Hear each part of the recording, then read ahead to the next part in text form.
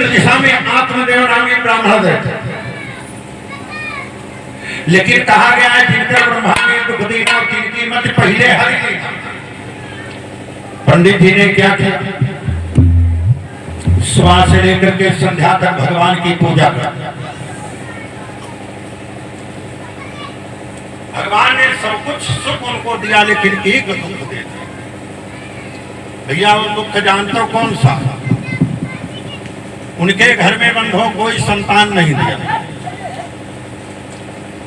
जब संतान नहीं दिया, धीरे धीरे चौथी अवस्था पंडित जी की आ गई।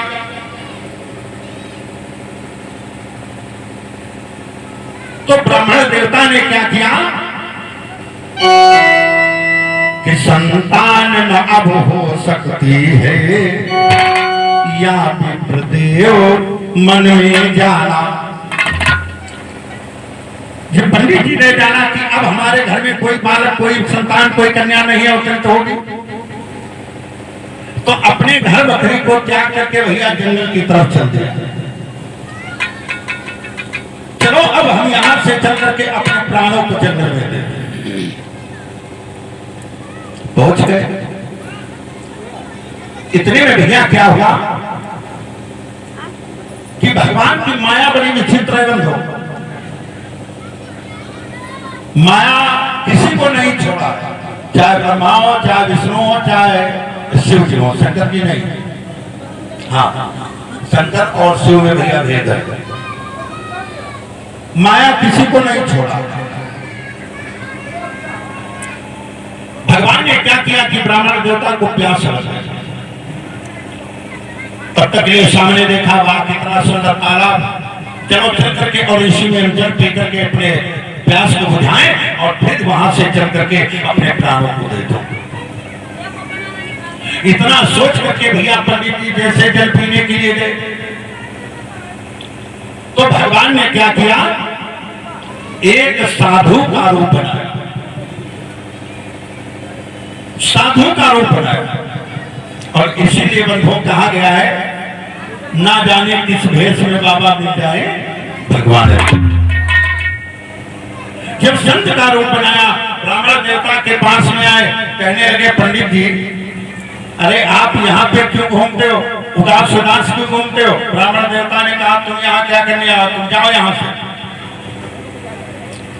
भगवान ने हमको सब सुख दिया है, लेकिन एक दुख दिया। कहा वो कौन? अरे कहा हमारे घर में कोई संतान नहीं दिया। भगवान ने कहा, भाई कहां संतान के पीछे पड़े हो, ये बताओ। संसार के अंदर ये कौन ऐसा भक्त है जो ये कह सकता कि मेरी संतान हमको वैकुंठ भेजेगी?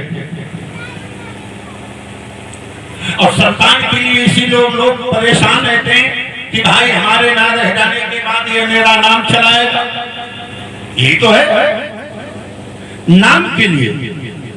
और यू नहीं समझते हैं, एक तरफ भैया पिताजी के प्राण छूटे और दूसरे तरफ भैया जान चुका, तहसील पहुंचे और कहीं पप्पा क्या नाव खारिज करो, जल्दी हमारा नाव दर्ज करो।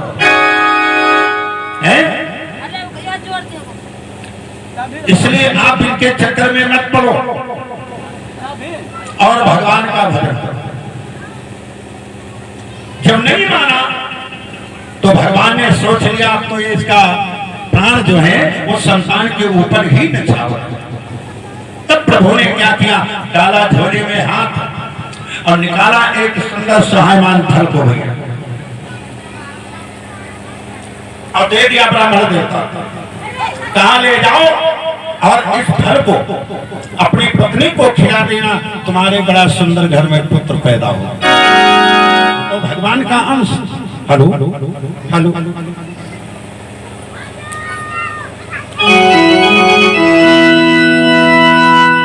आज पंडित जी फल लेकर के जो घर आए, अपनी पत्नी को बुलाया। पत्नी आई तो बड़े प्रेम के साथ में पंडित जी ने कहा, लो ये संत भगवान ने प्रसाद दिया है, लो इसको खाओ, अपना कलंक मिटाओ।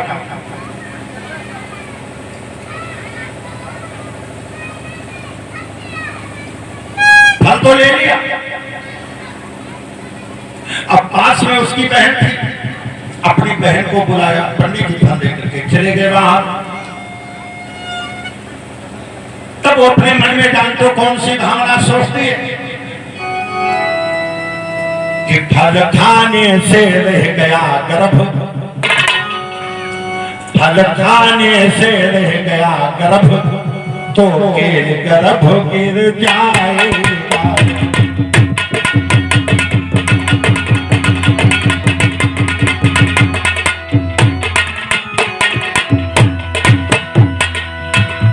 फल खाने से रह गया गर्भ,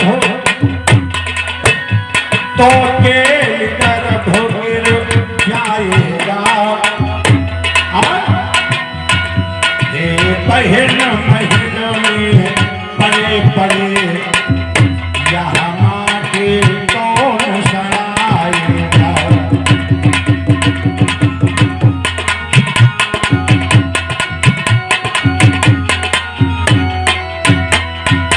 अरे सुनो बहन, ये हमारे पतिदेव फल लेकर के आए, अरे इसको हम खाऊंगी, और खाने से अगर हमारे गर्भ ठहर गया तो जिंदगी भर हमारे गर्भ से कोई बालक हो गया तो जिंदगी भर उसका मलमूत्र उठाते उठाते भैया जिंदगी बीत जाएगी। महिलाओं का हमारा खेलना कूदना श्रृंगार सब छूट जाएगा, गाँव का मलमूत्र उठेगा श्रृंगार करता। इसलिए इस फल को यहाँ से गायब करो।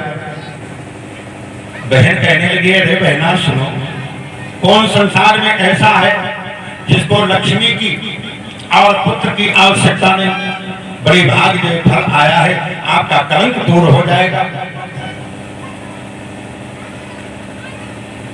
तो जैसे भैया मंत्रा ने केकई से कहा था, तो केकई ने बचनों को सुनकर के मंत्रा से जानते हो क्या कहा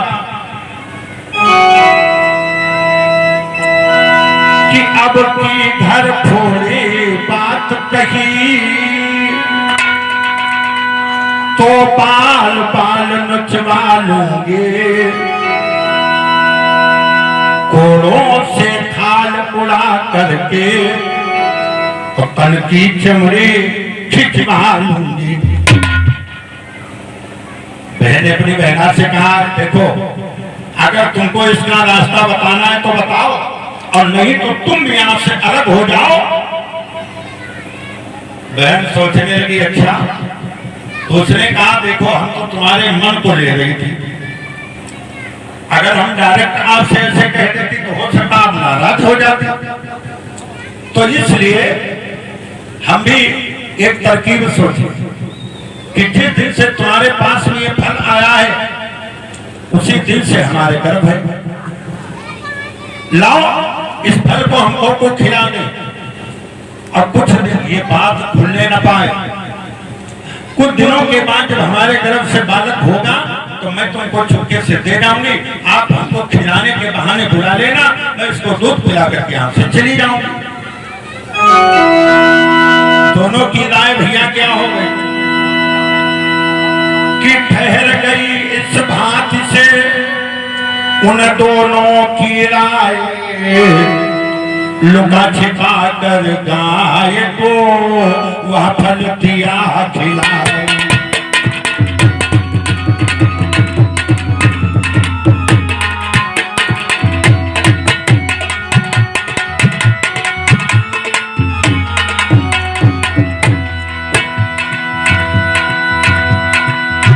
मिली बहन से बहन को कुछ दिन में सम्मान, लेकिन तो से बचना हुआ, लेकिन मुझ समान।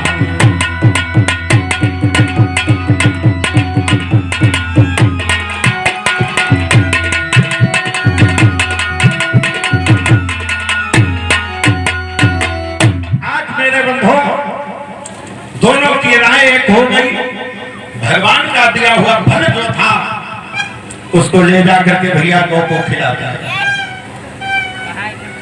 कुछ दिनों के बाद बहन की जब संतान हुई तो छुट्टी से आकर के रात्रि में उसको दे, महलों के अंदर आनंद की बधाई बजने लगी। ये बात पंडित जी नहीं जान पाए।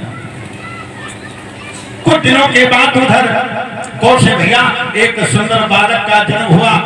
पूरा धड़ भैया मनुष्य का, और इतना धड़ उसका गौ का, क्योंकि भगवान का अंश।